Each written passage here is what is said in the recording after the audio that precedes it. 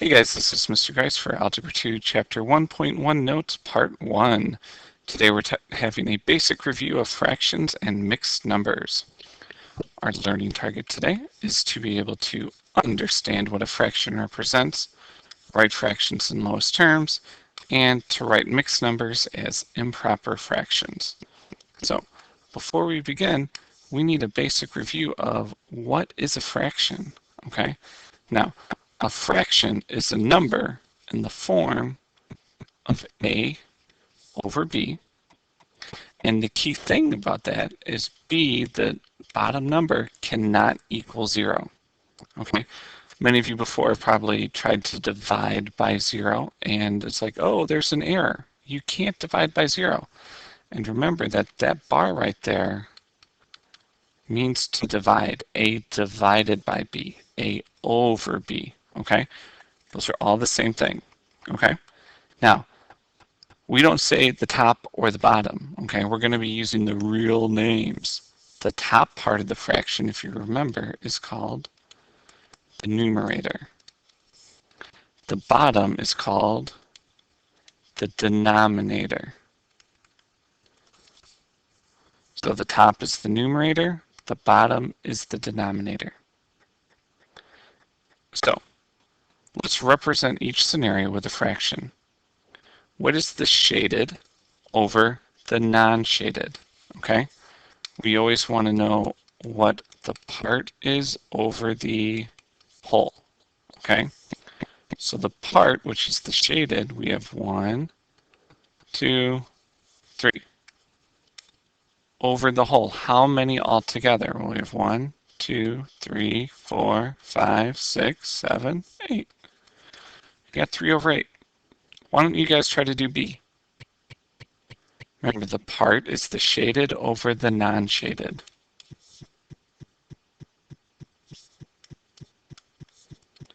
There are 2 shaded and 9 that are all together. Okay? And the last one, C, on average, 4 out of 5 people are scared of fractions. Did you guys know that? Yeah, that's a true statement. 4 out of 5, it tells you right there. Okay? Now, writing fractions in lowest term, what you guys might remember that being called would be reducing. Okay? So before we review how to write fractions in lowest terms, we need to review a couple of things, like factors. Do you remember factors? Factors are 2 numbers which are natural, like 1, 2, or 3,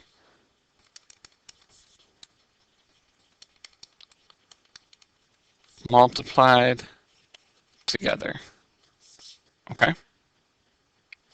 So we're going to take the factors of 120. Now, a couple teachers might have shown you a different way how to do this. This is how Ms. Carranza and I would like you to do it. Okay? So we're going to start with 120. 1 is always a factor and the number. Okay? But what about 2? Does 2 go into 120? If you have your multiplication chart, you can check. However, 2 doesn't go that far. So what we're going to do is we're going to divide it out. 2 does not go into 1, but 2 goes into 12 6 times. Bring down the 0. 2 goes into 0 0 times.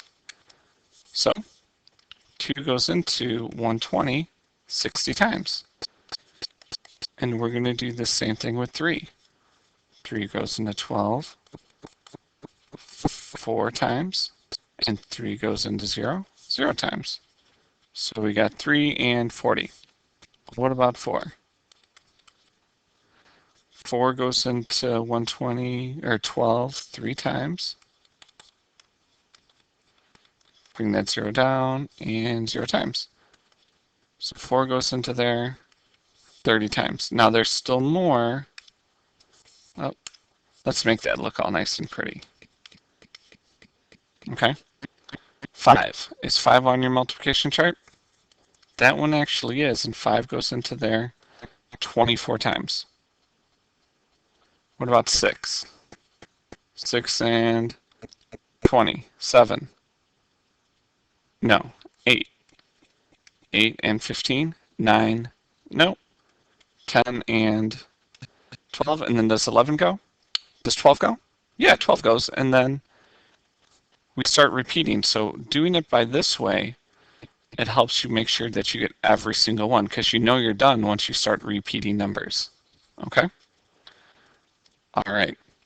Now, prime factorization. It's when we use a factor tree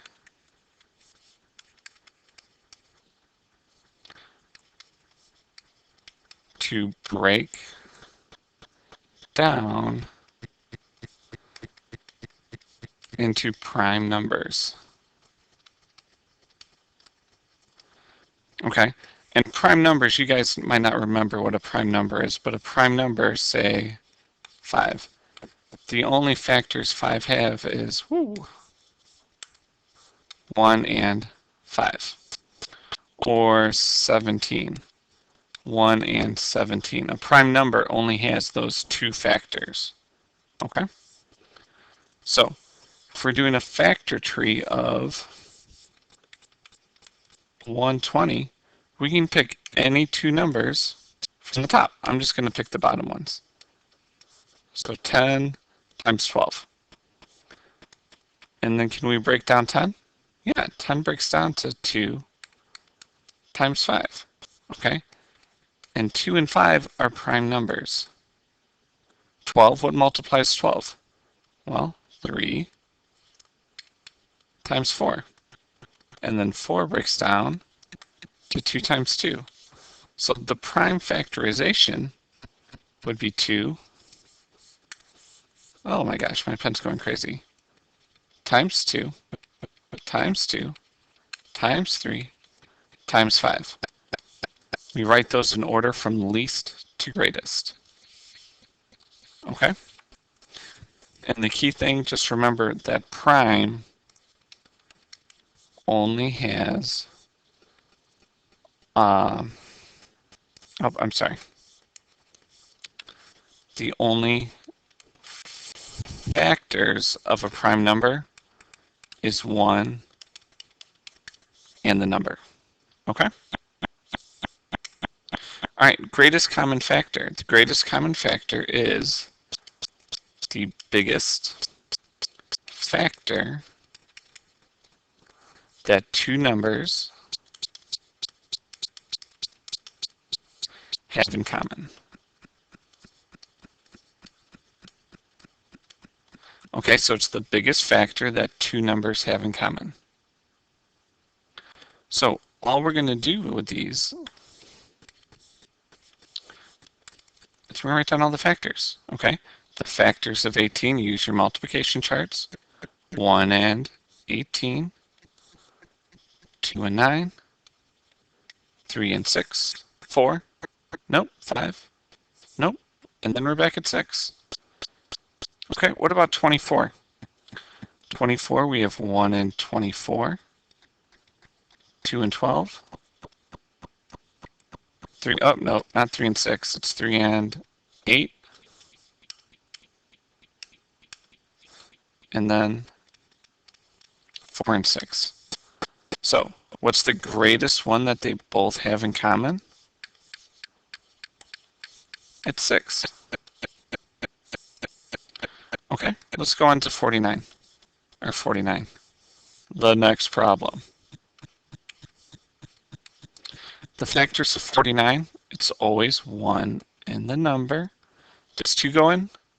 What about 3, 4, 5, 6, 7 does. Okay, and 21, it's always 1 and 21, 2, nope, 3, and 7, 4, 5, 6, and 7. Okay, so the number that these guys have in common is, oh my gosh, what's going on with my pen, guys? 7. Okay, for H, I want you guys to do this one all on your own. Okay, So go ahead and pause the video, and good luck.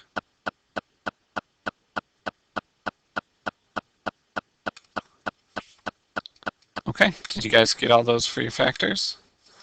And what is the number they both have in common? If I can get on my highlighter, it's 14. How many of you guys had 7? Close, but no cigar. So use the GCF of the numerator and the denominator to write each fraction in lowest terms. So some of you guys might be able to look at the number and know right away what you need to divide by. For those of you who don't, this is going to help you out, okay? What is this? Get away. So we're going to write the GCF. The GCF of 14 is 1 and 14, 2 and 7. With 16, we get 1 and 16, 2 and 8, 4 and 4. So the GCF this time is 2. So we're going to divide the top and the bottom by the GCF, and when you're done, you get the answer. Okay? Now, let's look at K. Now, the reason why we want to do this is with problems like K. You'd be like, well, Mr. Grice, 36 and 18, I can divide that by 2. Well, now you get 18 over 9. And guess what? Well, now there's another GCF, 3. Okay, well then that equals 6. Oh, and then you got to keep going and keep going and keep going. Okay, when you do the GCF, you find out what it is,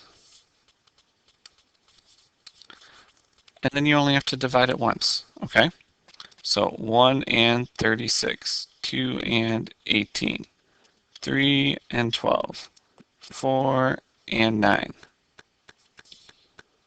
6 and 6. We get 1 and 18, 2 and 9, 3 and 6.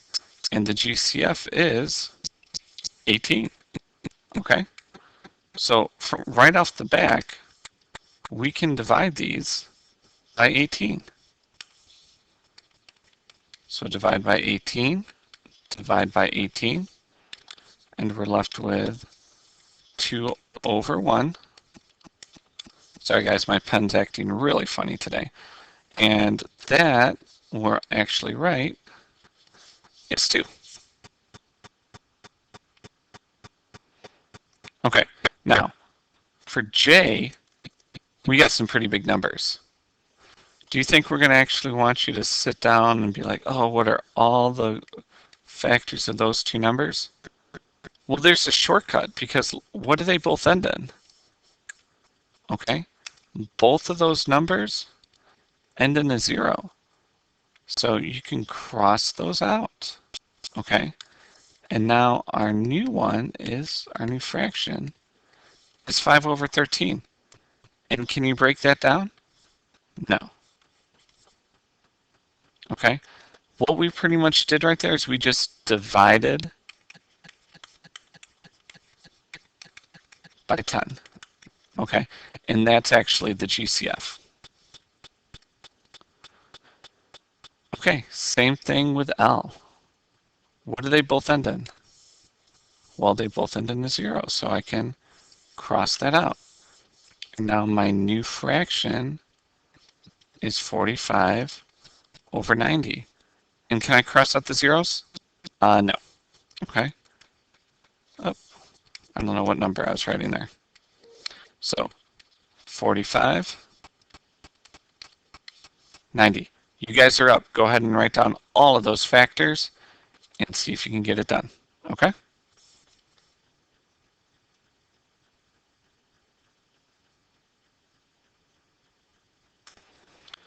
Okay, and when you divide that out, we find out that GCF is 45, and so that reduces to 1/2.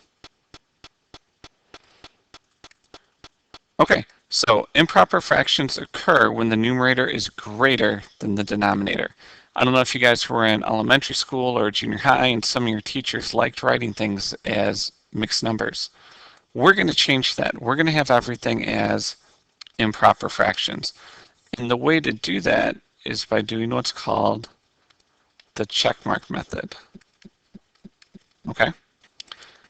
So when you do the checkmark, you go down and up. And what that means is that we're going to go 2 times 5 and then add 4. Well, 2 times 5 is 10. 10 plus 4 is 14.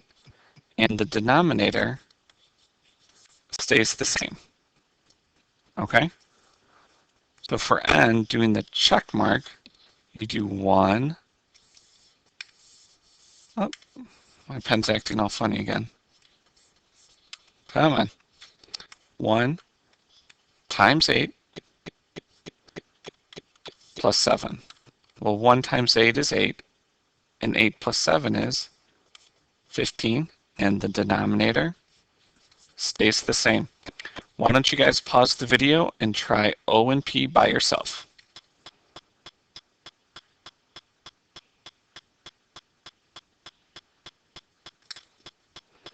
Okay, and there are your answers. Just remember, always check to see if you can reduce your final answer. Okay? Well, that's it for Algebra 2, Chapter 1.1 Notes, Part 1. Your homework is written right here. If you have any questions, please come see Ms. Carranza or myself. Otherwise, thanks for watching.